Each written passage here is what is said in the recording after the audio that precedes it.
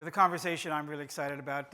Dylan mentioned Billie and FINNEAS's lovely mother, and she's here somewhere. Well, she's about to be here on stage in conversation with Katie Bain from Billboard. Please join me in welcoming Katie and Maggie Baird.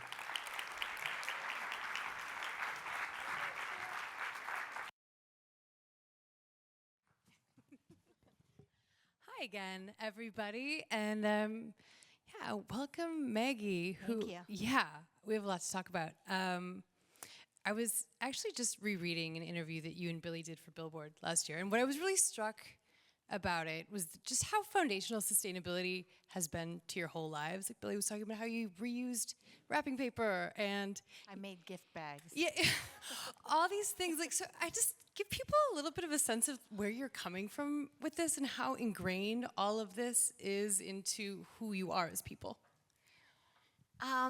Yeah, I know that last panel touched on the slings and arrows, and I would say we got some slings and arrows from that Billboard article for sure. I remember. Yeah, my whole life was really, I grew up in a small town in western Colorado, and it was beautiful, and the environment was just a huge part of my life and my family's life, and so it was really just always on my mind. And then I became a plant-based eater at a very young age, and I learned the connection between what we eat and the climate crisis in the 70s.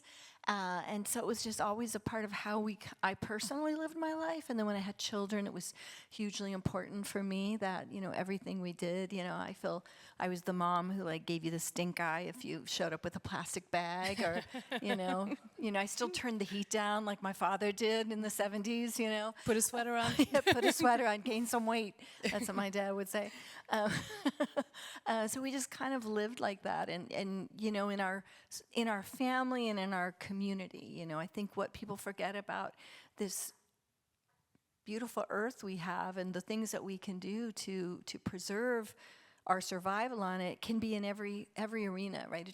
This is a huge arena that we all have, but in our small arenas, whether it's our family or a community, school group, place you work, that you can share your knowledge and your passion in any of those places. So that's kind of really just what I had done before. Yeah, so I love that so much because I know that you're coming into your kids' careers with this whole breadth of knowledge and this whole this desire and interest. And so when Billie and FINNEAS's careers started growing, was it confrontational in the sense that you were surprised by what you were seeing in those early days? Yes, I was shocked. But it's because I had come from this life that we had created where we could do all these things. And then I stepped into this industry with my then 13, 14-year-old daughter and 17, 18-year-old son. So everything was kind of a shock. Plus, if you don't know, the music industry is a confusing business.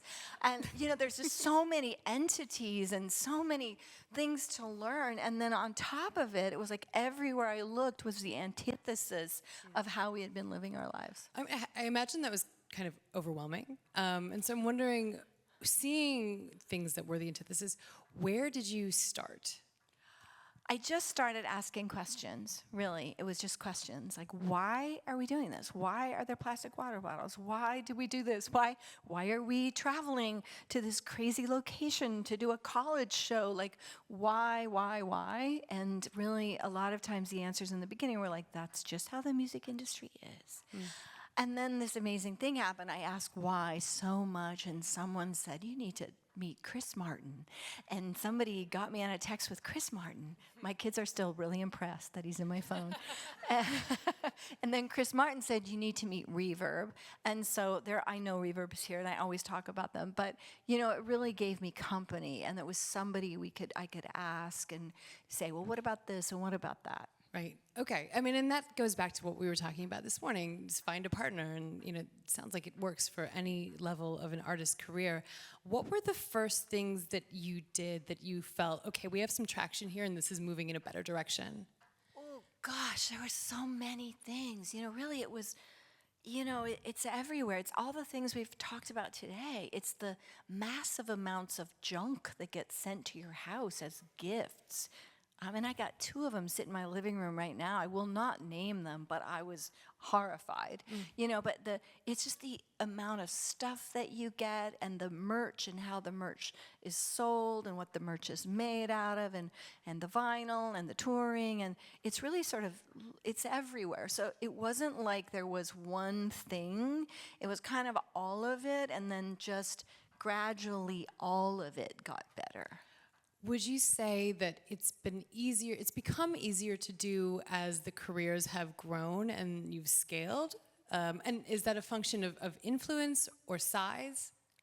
It's a function of 2 things. One is that we really didn't start saying anything different, just people started listening, right? And Billie had the power, and I think that's really important when you talk about artists. We've got to support newer artists, who, even Reverb, has a cost, affiliated with what they do, and now they have a program which I think we've helped promote to have them be able to work with newer artists who can't afford any donation at all.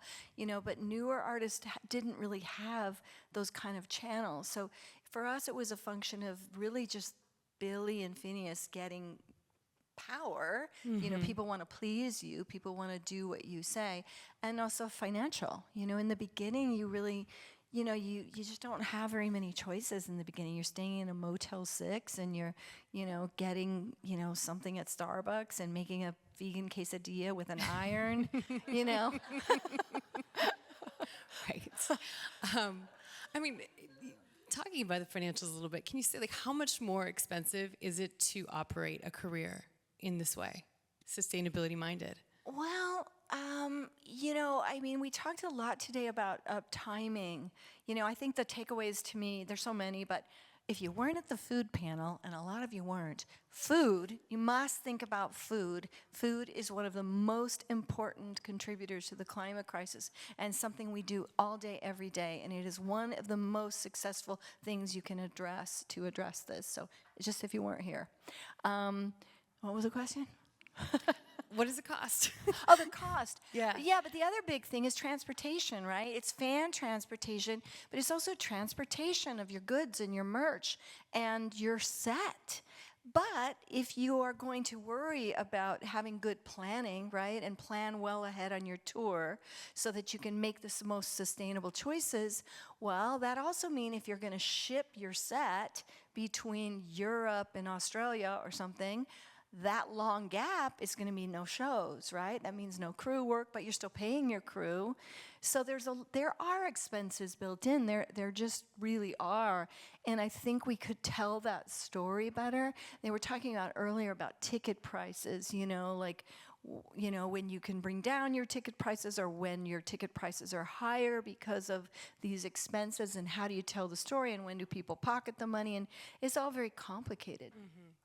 Yeah, I'm wondering just the receptivity among fans to this. Tell me about the reaction. It seems extremely positive, but what has it been like from your perspective? Extremely positive. Now, that's Billie's audience, but I think that's super important to think about. That demographic is just young people, right? She has a very wide demographic, to be sure, but young people want to talk about this.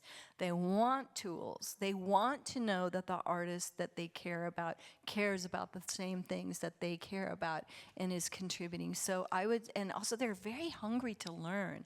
When we started our nonprofit support and feed, we, at the start of COVID, we also started Instagram Lives because Billie's fans were just dying to learn. Of course, they wanted to see if Billie was going to pop in behind me in the kitchen, but they wanted to hear the IPCC report. They wanted to know what they could do to make a difference. Yeah.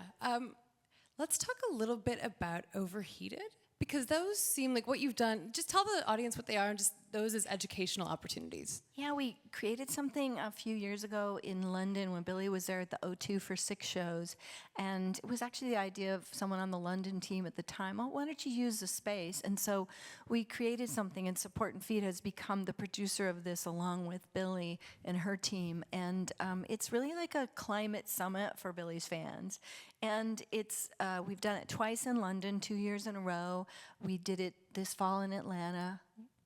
We might be announcing tomorrow that we're doing it again. And it's really just a day of panels, activities like this, but imagine like very 101, but very engaging, super action-oriented. This is what you can do. Fashion, food, fossil fuels, activism, climate anxiety, which so many young people are struggling with. And also, like, how do you transform the clothes you wear so that they can last longer? With Samara, who was here, lots of food and food sharing, lots of activities. And the fans love this, and we also live stream them. And I just want to say that I heard earlier, like, you don't have to do it the way Billie does it. You don't have to do it the way Coldplay does it. And you don't even have to talk about it. But I will say, talking about it matters, because talking about it, shines a light and lets people know not only what they can do, but that, we need people to know we care. Yeah, and you also mentioned climate anxiety. I mean, this stuff is really scary, and when you kind of fall into a spiral about it, it can feel very lonely. And so it sounds like in creating community, you're also providing a solution because people don't have to be alone in it, and that's really important. I think so many well-known climate activists, and this particular MSA event is amazing, but it's not really an activist platform. It's really people involved in the industry. But when you come to activism, et cetera, finding your squad is always talked about. Finding your, comrades, compadres, the people who are in this with you, so that you can, not be alone. It's a very, we have to remember it's very scary to young people what's happening. And it should be. It is terrifying. And this day is so amazing, and it's so encouraging, and we feel like we're in this great bubble. And then you get in your car and you drive home and you're like, ugh, it's scary out there. Big time. Well, I've also, I guess, heard you talk about in the past, I think, just the pressure that's put on artists to be the mouthpieces for this. And, it sounds like there's great benefit in that, but I would love to hear you talk about how other entities should be taking action and being a voice for this as well. Yes, I think that artists have this impact part, right? They have the ability to reach fans. But I don't think it's fair to make artists lead the way in what we all do, right? That should not be on an artist for people to be watching their carbon footprint of how they make, the vinyl or the food they serve or their production. That's on those people, right? If you're a production manager, guess what? That's your job. You shouldn't have to have an artist tell you that they care about it for you to care about it. And so I think that's where we've gone a little wrong. I mean, we still will hear, I'll still ask questions, well, how's this going? Or how's this going? They'll be like, well, only Billie cares about that with this. And I'm like, well, that shouldn't really matter, really. Right. You know what I mean? Yeah. Shouldn't really matter. It should be coming from them and delivered to the artists. Which I think it is. I know Bravado, has some really great things happening. And maybe it was pushed by Billie, but now it will be available to all artists. Artists won't even have to care about it, right? It'll just be like, I think they were saying this earlier on the merch. It'll just be like, here's your blanks to choose from. Right. And they're all good. Right. All the templates are they're all- healthy. Exactly. Well, I mean, I'm wondering how much you guys are consulting for artists. Like, how many people are coming to you and saying, hey, we're really inspired by what you're doing. I would like to do at least part of it. I definitely talk to a lot of people, artists, moms and dads, especially moms, just about the opportunities that you can have. And I'm kind of pointing them in the right directions, talk to Reverb, talk to Support and Feed, talk to, this organization, or you should know this about merch. I definitely think that there's a steep learning curve, but to that end, again, being an artist, I've witnessed it from so many sides now. And they're really busy. The demands on artists are extremely heavy.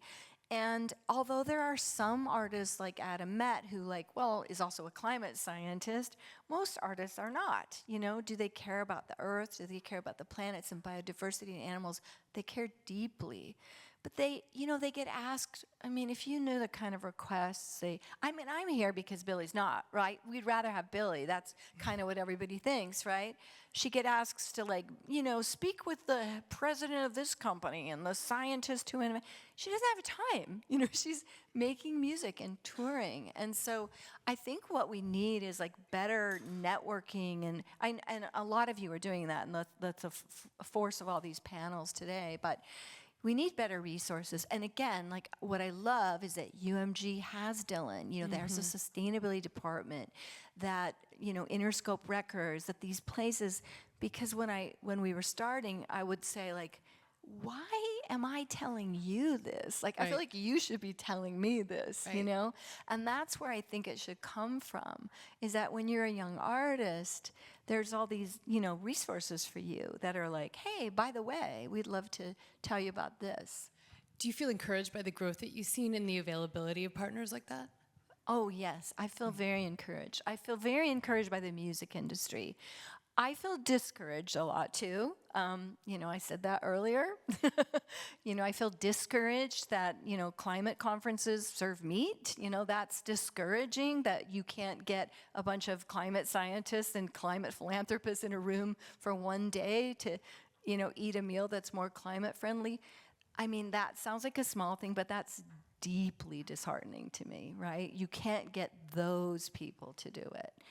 So there are many, many things. Our government is discouraging, but it's really encouraging to me that you can't stop this, that we have this power in our own industry. We can do this. And that's happening in many different places, and certainly in many countries, where we might be, regressing. Sure. So many beautiful things are happening around the world, and people are taking the lead. It is very encouraging. I'm glad you feel that way, because you really do see it from a global perspective. Yeah, in addition to all the horrors I follow on Instagram and social media and MSNBC and everything else, I make sure and follow the good climate news. And there's incredible things, really, they're mind-blowing. And when we get to the conversation about, could we get to the beautiful world that we're all wishing we could have? What an amazing paradise, that we could have this alternative energy powering concerts and beautiful food that nourishes the planet. And merch that either, composts eventually or lasts forever. It's such a beautiful picture that we could create. And music, you go to Glastonbury, you feel like you're at the center of the world. Honestly, when you're in an arena watching a show, don't you feel like this is the center of the universe? You're like, what could anyone else be doing that matters aside from watching this artist? Right. And the incredible power in that too, because you leave so charged up. So the message you receive there reverberates. You mentioned beautiful food. Let's talk about Support and Feed. Thank you. Yeah, I have a good friend who volunteers with you, and so I hear a lot about this incredible work that you do. Tell me about what you guys are doing currently and sort of what you're proudest of. Well, currently, we're always feeding now. Our current program, we have 11 programs in 11 cities, which means that we are feeding people in those cities through community organizations, primarily in food apartheids, to address the food equity and provide nourishing, healthy meals. We also provide information and education. We also work internationally with organizations in Europe and Australia. A lot of that is really due to Billie. Billie, I will just put it out there, Billie makes she donates the entire upgrade of her Changemaker ticket to climate orgs and food orgs. And so all over Europe, she's supporting organizations, food banks, et cetera. And then Support and Feed works with them to provide education, make more plant-based choices, et cetera. We're currently feeding a lot of people from the fires. We've been feeding 450% of our program last year, twice a week in Altadena for now, 3 months, and all over the city, really feeding a dramatic amount of people.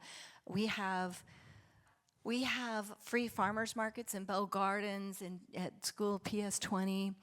We're seeing such a tremendous need. We are seeing people not showing up for school for fear of deportation. We're showing people not able to go to food banks. So the need has never been higher. And the point of our organization is really to address the intersection of our food system and the climate crisis, because we cannot extricate them. Yeah, tell us a little bit more about the intersectionality between the climate crisis and food and health and wellness. Well, number one, our climate is deeply impacted by our food system. 50% of our habitable land is used for agriculture. 75% of that is used for animal agriculture. It's a very inefficient, destroys our biodiversity, creates methane, et cetera. You probably all know that. So there's that. That affects our food system in general. People who are experiencing food insecurity and especially food inequity, in other words, living in areas which, through systemic racism and other systemic programs, have been cut off from nourishing food, are also those that are most impacted by the climate crisis. When you drive to certain areas of Los Angeles, the temperature could be 2 degrees higher on any given day to lack of green spaces, as well as the fact that there's not access to nourishing food. So the entire system feeds on each other, and the premise of our organization is really that if you are going to feed hundreds of thousands of people in any food system, whether that means through food assistance or arenas or stadiums or prisons or schools, if you make that planet-friendly food, you increase the benefit so much, really with the same strategy. So we're providing these nourishing meals and trying to create more food systems, influence all of the food systems to provide more nourishing and delicious plant-based meals. Give a big round of applause for that. That's a big deal. And we're over time already. That went fast. Is there anything you want to say to wrap it up? No, I just want to say thank you so much for doing this 2 years in a row. It's really exciting to see the growth already and the sharing of ideas. There's so many people doing amazing things, and really we need this really ability to see what everyone's doing so that we don't do it in a vacuum and we don't feel like we have to recreate the wheel, and we don't have to struggle alone. So I'm super grateful to have been here and very inspired by everything that we all learned today. Fantastic. Thank you, Maggie. Thank you so much.